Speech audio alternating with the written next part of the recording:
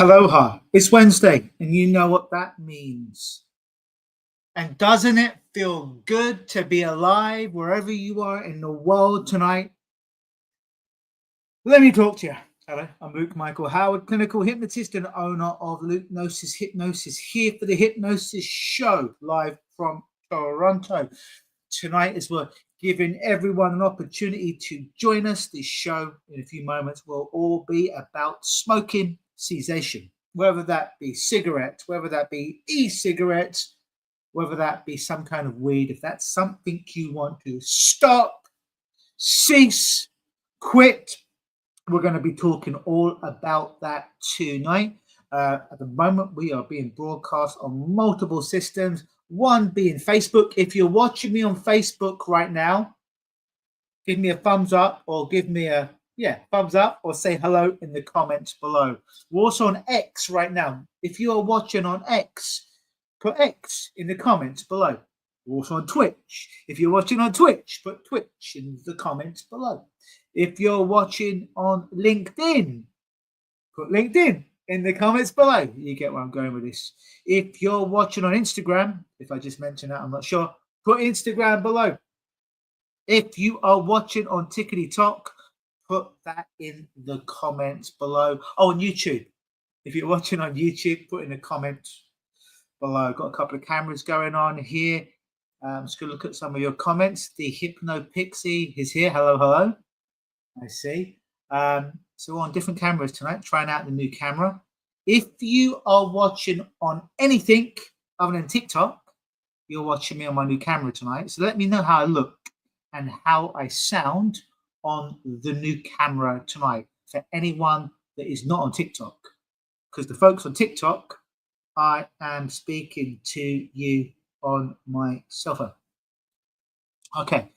So, yeah, tonight we're going to, January, it's all about stopping smoking. It's about smoking cessation. And again, it doesn't matter if it's cigarettes, is it nicotine, if it's e-cigarettes, I don't know whatever the hell they put in those things. Jury's still out on that. Whether it be weed. Hello, Christine. How are you? If you've just joined us, say hello in the comments below. Yeah, whatever the smoking is that you do, if you enjoy it, if you like smoking, that's your thing, then I'm not here to preach you should stop. I'll just say this probably isn't the show for you, for January at least, because we're going to be talking about stopping smoking. However, if you want to stop smoking or severely reduce the amount of smoking you do, this is the show for you. Melanie Germain says, always really handsome and sound good. Thank you to the beautiful Hypno Pixie. If anyone else is watching us, please do comment below. Always interested in where you guys are viewing from. As mentioned, I am in Toronto, Ontario. Interested in where you are in the world to see how far we are reaching out to everybody.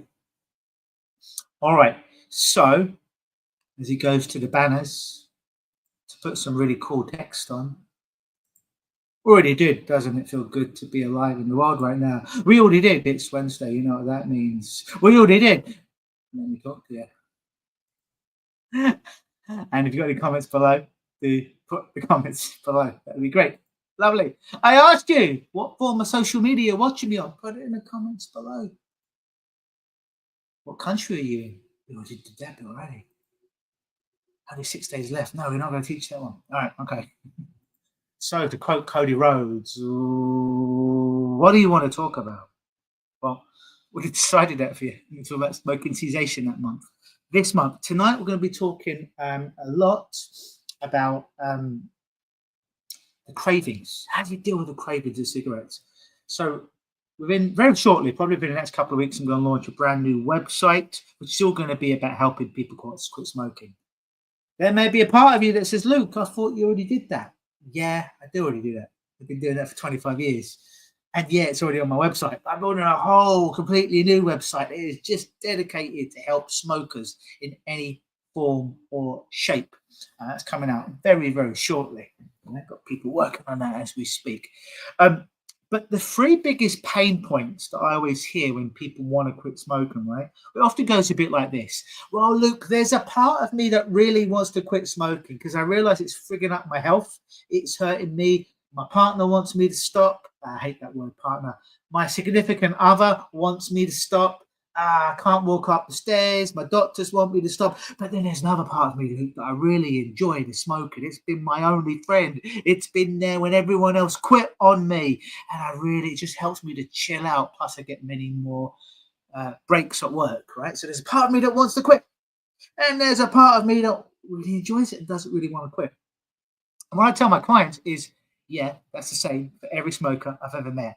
And listen, I've only met and worked with about 10,000 smokers. And for every one of them, they would say the same. There's part of me that really wants to quit because I know it's bad for me. And there's this other part that really bloody enjoys it. I get it. You're not a special snowflake. Sorry to break the news to you. Every smoker that I've ever encountered, and I've got quite a lot of research on this, feels the same as you do. But the three biggest pain points when it comes to smokers who want to quit that I see in my practice is they're scared of withdrawals. Oh, look, the smoking seems to calm me down. But when I come off the smoking, I become irritable. I become angry. I become annoyed. I'm not a pleasant person to be around. And I start to eat more, or I start to jones, right? So one of the big pain points is withdrawal. What happens when I quit? Luke, I don't want to do this thing called withdrawals, right? That's the first pain point. The second pain point is the cravings. Well, Luke, what if I quit? I've quit before, but then I started again. To which I say to those people, well, did you quit before, or did you just take a hiatus? Because, you know, if I quit my marriage, not that I'm married, but I don't tend to, if I divorce my wife, probably don't tend to remarry her. If I quit my job on Friday, I don't do a Larry David on SNL and show up to my work on Monday as if nothing had happened. So Lord Michaels can fire me again. Once you quit your job, you pretty much quit your job, right? When you quit your life, you pretty much are done. You're finished. You take yourself to the other side. Don't want to use the words to be demonetized here, but you know what I mean. So I say, did you quit smoking, or did you just go on vacation? Did you just go on holiday, to my British friends on it? And like, well, no, I quit. I'm like, well, but you're doing it again. So how could you have quit? Did you quit your wife and then remarry her? Do you quit your job and then show up a week later as if nothing had happened? Do you quit your life, finish it, and then you get resurrected as the same person? No, when you quit, you're done. You're finished. It's finito. But, all right, then. I get it. I took a hiatus. Right? So the second thing is the cravings. What do I do about the cravings? You know, it's just like I've gone a couple of days, but the cravings just broke me down. Oh, the urge to smoke with my morning coffee after sex when I'm driving on the highway. You know, these things that I linked with smoking, it's very difficult to break that link. And I'm having this craving, this urge, this voice in my head, this thought that reminds me to smoke. Okay. So there's that as well. Okay. And the other pain point, the third pain point that I get from smokers who want to quickly come to see me are, Luke, I don't want to gain weight. And I've seen some clients before, and they've actually stopped smoking. And they've gone to other hypnotists, and they've been really successful. The other hypnotist has helped them to quit smoking. But then they started again. You might be like, well, why did they start? Did the hypnosis not work? It wasn't about the hypnosis not working. It wasn't me they saw someone else. But they started to gain weight because, and there's a very specific reason why oftentimes within the first month, the first 30 days of quitting smoking, the average smoker will gain about 7 pounds. There's a reason for that. And like, look, I would rather be unhealthy and slim and lean rather than be a fat smoker. Sorry, I'd rather be unhealthy and smoke and lean, slim, than be fat but not smoke anymore, because they figure it's either or, right? Either like you're fat and you don't smoke, or you stay quite lean, quite in physical, aesthetic shape on the outside, but your health's bad. I don't know about you, but I've seen people that were fat that smoked as well, you know, and I saw people, you know, totally quit smoking. So it's not one or two, but sometimes smokers will backwards justify their logic as to why they do it. And I'm not here again to preach you should quit or you should keep smoking. I don't care if you smoke. I don't care if you don't smoke. It's completely up to you. But this show is for the people that want to quit because it's hurting them. They're suffering mentally, emotionally, physically, spiritually, whatever that is. They are suffering and they want to stop. So those are the biggest three pain points that I see in clients who want to quit smoking. They're fearful of withdrawals, the cravings, they think are going to be too much, too overwhelming, and there's a big fear that they are going to gain a lot of weight if they stop smoking. All right. So I want to address the first one this week. I want to address the first one, which is cravings. Okay. So let's talk about cravings. All a craving is a thought. I hate to break the news to you. All it is a thought. It may be a loud thought. It may be a persistent thought. It may be a colorful thought. It may be a thought that's linked to a whole bunch of emotions. But all a craving is a thought. I'll give you an example of this. As some of you may know, I fasted only on water, only consumed water for 30 days for much of December.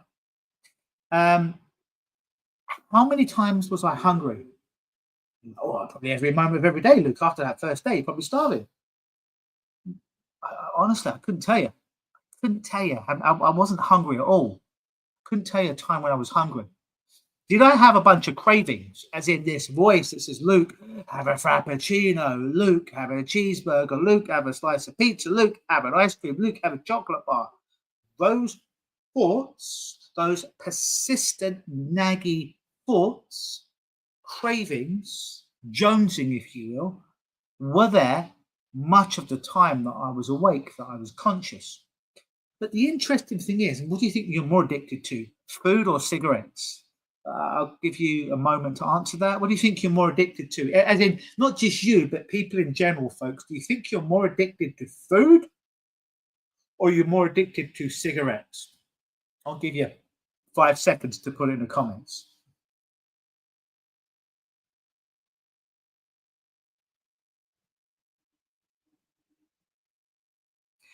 You're more addicted to food because you do not need to smoke to live. All right? You do need to eat at some point in order to live. Probably not, well, almost 100% certain, not nearly as much as you believe, what you've led to believe out there. But you do need to eat at some point in your life, in order to survive, in order to live. Smoke, you can go quite well. Well, you absolutely can go your whole life without smoking and be okay, survive, not die. There is, depending on to various degrees, a certain amount of time you can go without food. We know you go longer than 30 days because I already beat that. The record is a year. Like 382 days a guy went in Scotland, I think, in 1972. Angus something was his name. Anyway, the only reason I'm bringing this up is you need food at some point in your life quite regularly to live, right? You're addicted to it. You need it to survive. Whereas cigarettes, you can go your whole life without ever having a cigarette and live a happy, healthy life. It's not air. It's not water. And it's not food, nutrition, right? These are the things that you absolutely need in some quantity in order to survive. So anyways, back to cravings. So 30 days, no food, not hungry once, honestly. Cravings, every moment I was awake, that I was aware I was dealing with cravings. But the interesting thing about a craving, and again, this is for food, this is not for cigarettes, this is for one of the big three that you need in order to survive. So we know you need air, you need water, and you need food. Air is the most important because you can only go minutes before you die if you don't have air. Water is the second most important because you can go weeks without water before you die. Food, you could potentially go months and months and months without food before you died. And I'd actually probably put sleep. I'm going to add sleep in there. I'm going to put sleep. I'm going to put air, I'm going to put water and sleep, and then food the least important. Because I think the record is about just over 2 weeks or 1 million seconds that somebody went without any sleep. That's including micronaps, all right? So those are the big four that you do need in some quantity in your life quite regularly in order to survive. So here I am. I'm on my fast, right? Craving comes in. Oh my God, it's been 2 days. I haven't eaten anything. Oh, what I wouldn't do for a slice of pizza right now. And then suddenly, oh, I'll get distracted by something on my phone. Oh, what I wouldn't do for a frappuccino now. Suddenly I get distracted. Oh, what's going to be? Who's going to win the Royal Rumble this year? Oh, what I wouldn't do for a piece of chocolate right now. What do I get distracted by? Oh, I've got this client coming up an hour from now. I've got to prepare for them. All that to say, the thought comes up, which is the craving, food. It's real. Comes up. Can't control it coming up. It just bubbles up to the surface. If it's like a bubble trying to bubble up from the surface, have you ever tried to control a bubble and keep a bubble down? That fucker's going to come up, right? Can't control the thought coming up. All you can do is when it comes up, how you interact, how you interface with that thought. That is something that you do have cognitive control of. Not to change it necessarily, but to investigate it and how long you hold that thought, right? And cravings come, cravings go. I mean, what do you think is more powerful, the craving for eating food after 30 days or the craving for smoking a cigarette that you haven't smoked for a day? I'm going to tell you it's food. In case you need to realize, it's food. You need food to live. You do not need cigarettes to live, or any form of nicotine or whatever the equivalent is with e-cigarettes and what have you. All right. So they come and they go. Cravings come, cravings go. Urges come, urges go. Another example of this, before I go into the water example, if you have just joined us, say hello in the comments below, because otherwise it's me talking to a bunch of cameras here, and I can see a bunch of you are watching, other than Hypnopixie. The only way that I can like interface and attune what I do and bespoke it is by having some interaction with you. Yeah, you out there who's just watching.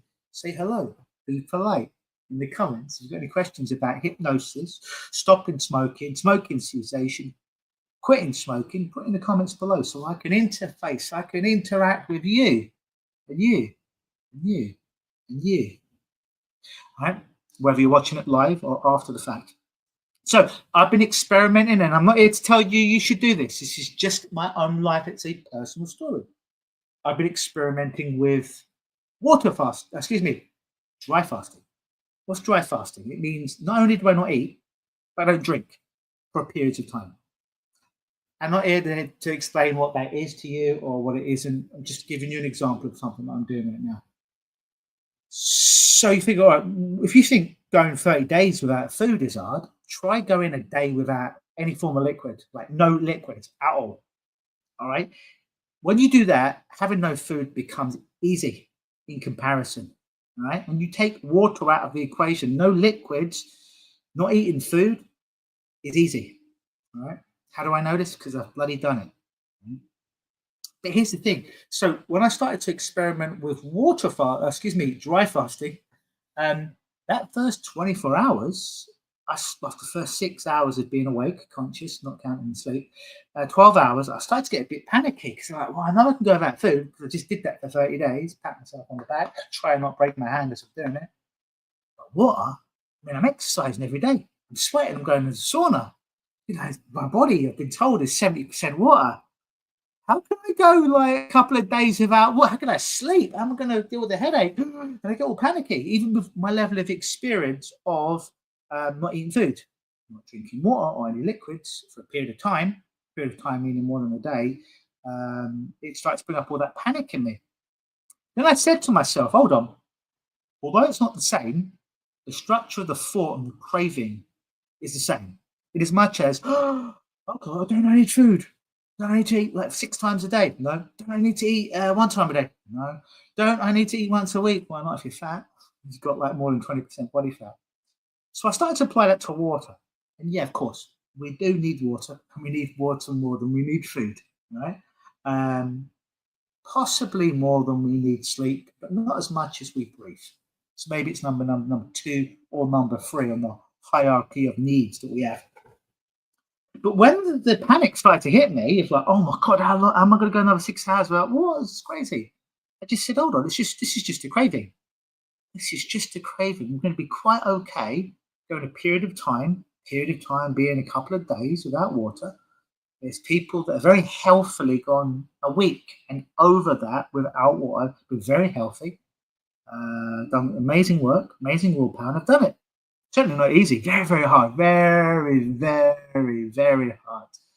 It's absolutely doable. I'm not breaking new ground. Breaking new ground for me, I'm not breaking necessarily new ground for the world because it's already been done. And then once I did that, I was like, oh yeah, it's just a thought. It's just a craving. If someone can go 7 days plus, be totally healthy and okay, and there's medical things, papers written on it, and books and what have you, I'm only 18 hours into not drinking or having any liquid. It's just a craving. It's what I normally do. And although my mouth might be a little bit dry, I'm okay. And immediately that craving, that need, that want for water dissipated. Did it come back 4 hours later? Sure. Came back, same rationale. Yeah, but yeah, it's 20 hours in, no water. People have gone 7 days before. I'm going to be okay. Craving went. It wasn't a physiological thing. People often think the thoughts in their head are craving because they really have a strong desire for the cigarette. It's a craving. It's not. Well, it is a craving, but the craving is just a thought. It's just a loud and persistent thought. And the more you ignore it, the weaker it gets.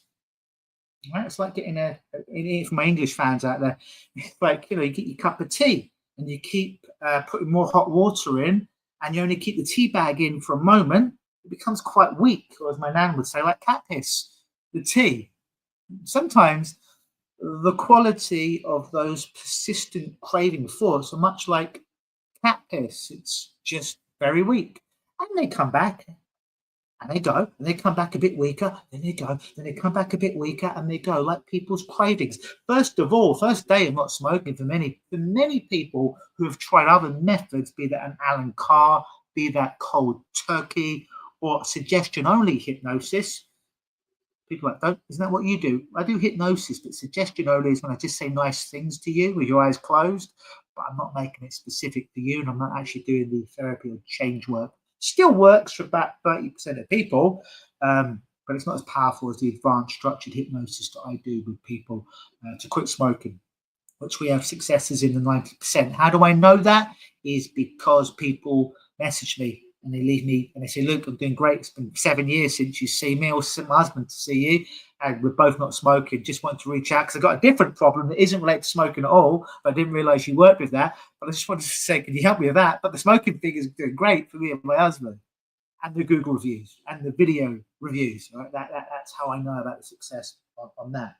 But it's just a persistent thought, right? So even if the thought comes up, I tell my clients at the end of the session, like, one of a couple of things is going to happen after I stop smoking session. Number one is it's just switched off. It's just done. You'll wake up tomorrow and you might be enjoying your coffee. It might be after sex. You might be driving somewhere. A thought might come into your mind. Oh, I used to do something else at this time when I'm driving, when I'm drinking, when I'm doing the other thing. Oh, I'm not doing that now, am I? No, I stopped doing that, didn't I? And you go about your day. For much of my clients, it's like that. It's like, yeah, we used to do it. We acknowledge we used to, but it's just a thought. There's no oomph. There is no charge linked to the particular behavior. A second type of person, the thought will come up the next day. So I say to my clients after a stop smoking session, and a thought will come up. Actually, no thought will come up. For a percentage of my clients, no thought comes up. They don't even think about smoking anymore. This is best case scenario, right? They just don't want to smoke. They don't think about smoking. It's as if it never happened. And it's like, even though it's been removed, they don't even acknowledge that it's been removed from them. It's like it didn't happen. They've forgotten about it and they've moved on, right? For a percentage of my clients, it's a bit like that. And for the other percentage of my clients, they'll have the thought of the cigarette, all right? And they'll be doing their activity, and they'll start to over romanticize. Oh, wasn't it good? Oh, I smoked that feeling. Oh, that was good. Now they'll forget that it also robbed them of years of the end of their life. It robbed them of about $3,500 a year. If you're only smoking a pack a day, if you're smoking more than a pack a day, and then that would be about $7,000 a year, and you get the math.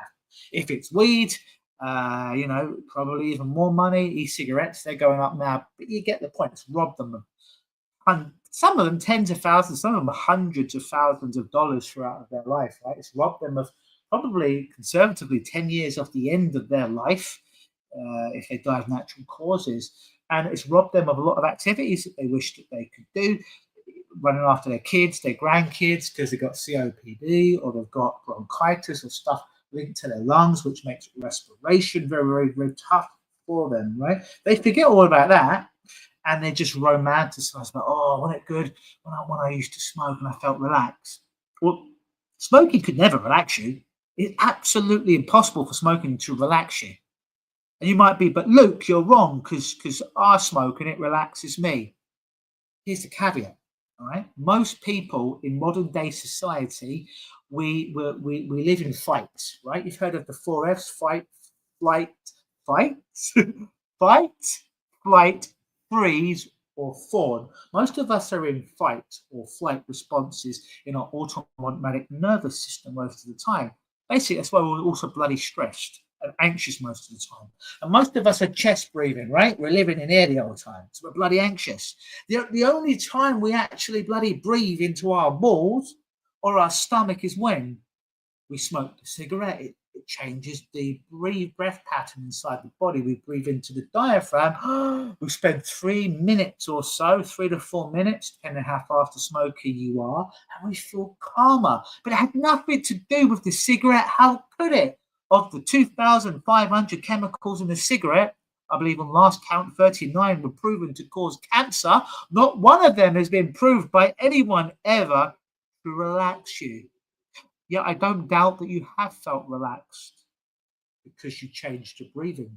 It was the breathing that relaxed you. It was the breathing that calmed you down. It had nothing to do with the cigarette.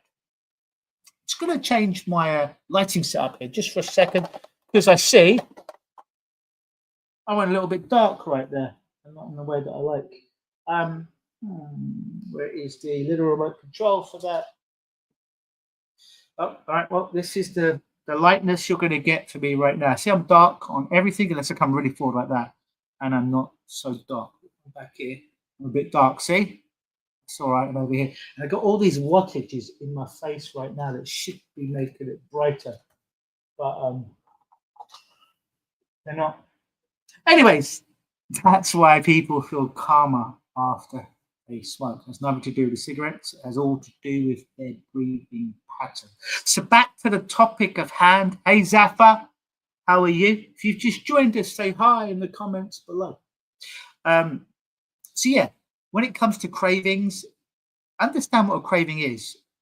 It's for the most part, unless you are a high-level heroin addict and certain other Class A drugs, all a craving is, most people mislabel a craving. I've seen people with real bloody cravings that were literally like the fucking exorcist. They're jumping out of their skin because their body's responding. I've never seen a smoker in 25 years and 10,000 cases that was going to jump out of their skin if they didn't smoke.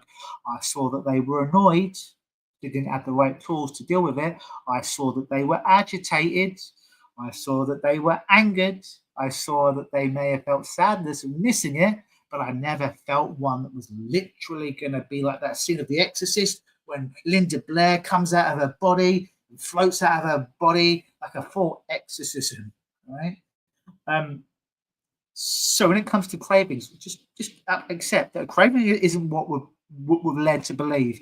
All a craving is, when you strip it down to its bare bones, is a very persistent thought. A very persistent thought that may be loud, that may be colorful, that may be visceral. But a minute later, it's replaced by another thought. The thought of, oh, I'm going to drink some of my favorite juice right now. The thought, oh, I've got a bit of an itch on my lower back. Let me scratch that right now. Oh, the thought of, oh, I'm really hungry. One thought comes and then dissipates, and another thought bubbles up, and that stays around for a little bit. Some of them are persistent, and it dissipates. And another thought, and that thought may come up again later on. It won't be the only time in my life the thought of Let me have some of my favorite juice here. Come on. Oh, that itch is still there in my lower back. Oh, what will I eat tomorrow when I wake up? And these thoughts are often recycled and they're replaced by another thought and a new thought. But they don't last that long. They're just a recycle. If you think a thought does last that long, then I'll give you a task. Only have the thought of a pen for 5 minutes. So when we're done tonight, get your iPhone or your Android, whatever it is, set a timer for 5 minutes, and you're only allowed to have the thought of a pen and no other thought, just for 5 minutes. In a safe environment, probably if you're at home, you know that you've got as much level of control as you can. What I'm going to tell you that's going to happen, not because I'm a psychic, I'm a hypnotist, but about 10, 20 seconds into that thought, if it takes that long, another thought will come in. Oh, it feels quite heavy. Oh, it feels quite soft. That's not the thought of the pen. That's the thought of the sensation of holding it. Oh, I've got a little bit of perspiration on my upper lip. That's not the thought of the pen. Oh, how long am I going to have to be holding this? Is not the thought of the pen. Just in that, there's 5, 6, 7 different thoughts right there. And the longer you hold it, try and hold on to that thought, the more other thoughts are going to come in. So you can't hold on to one thought and just one thought. In the same way, you can't just hold on to one craving. And we already understand that all a craving is a persistent thought. It's loud, it's colourful, there's some amplitude to it, there's some charge linked to it, but it will go. How do I know this? Because I've had heroin addicts that were literally jonesing, terrifying to watch. And even that thought disappeared. So certainly the craving for cigarettes, that persistent thought, once you pay attention to it, but you accept it, that thought has no more value than the thought of let me scratch my upper lip. Then the thought of, oh, there's a little bit of white cotton on my t-shirt here. Oh, is the lighting too dark right now? Oh, is the lighting too bright right now? Gets replaced. It might come back later. And it gets replaced again. And it gets replaced again. And it gets replaced again. So eventually it stops coming back, or it comes back. And it's so weak. It's again, to quote my nan, my grandmother, to everyone outside of Europe, it's like cat piss. It's like tea that's so weak that you can't even taste the tea anymore because you didn't leave the tea bag in long enough. So those people that claim to have cravings, you're just leaving your tea bag in your hot water too long. So stop doing that and start to take the tea bag out. Stop paying so much attention to this. Stop calling it a craving. It's not a craving. It's just a persistent thought. The term craving doesn't serve you. Nobody cares that you smoke. Nobody really cares if you quit smoking, right? It all comes down to you at the end of the day, whether you do or whether you don't. So don't make it hard for yourself. Just reframe it. It's just a persistent thought. And like any thoughts, they come, they go, they come, they go, they come back, they get weaker, they get weaker, they get weaker. And eventually one day you don't have it. It's gone. Right? So when it comes to cravings, it's a really good tool. If you can get that, and I don't actually mean get that, I mean when you can embody that for anything in your life. When you can embody a thought, it's just a bloody thought. Okay? Thought is just a thought. The thought of this pen is not the pen. This is the pen. This is the thought of the pen. Can't see it because it's a thought, right? But I'm thinking of the pen. Here again, here's the pen. This is the pen. Here's the thought of the pen. The thought isn't the same as the object. Once you get that in any area of your life, for any problem, when you get the thought, it's not the thought. Sorry, when you get the thought, it's not the thing that you're thinking of. Everything will open up to you. It's like when Neo took the red pill in the Matrix, everything opens up for you, and you'll never see things the same way again, that you have more agency in your life. Thought is not the object. The thought of, oh, I like a cigarette right now isn't the cigarette. All right? Red pill, none of it's real. It's just the thought. Doesn't mean the thought's not in your head, but it's not real. How can it be real? Because it's in your head. You're not actually doing it. Yeah. When most people are smoking, they're not thinking of smoking, they're just in the moment. That's another thing they really enjoy. Well, look, I'm bloody up here all the time, and it's the only time I feel that I'm like in the moment is when I smoke.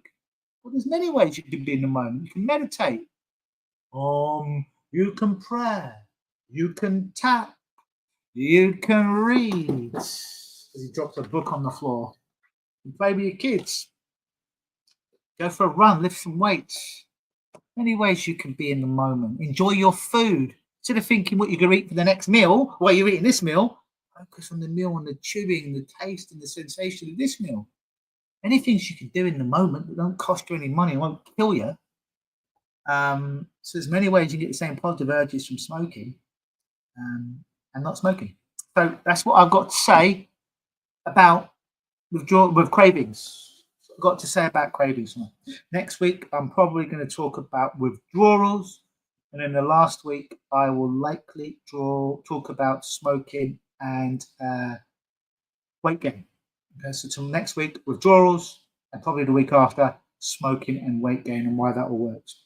So, going to wrap it up now. If you've got any questions, now would be a good time to ask me the questions in the comments, because I'm about ready to wrap this sucker up. If you're watching after the fact, feel free to put some comments below, and I will get back to them. If you or someone you know wants to quit smoking, actually wants to quit, again, there might be a part of me wants to quit, back to the part conversation, right? But there's another part that enjoys it. Don't worry, that's the same thing for everyone.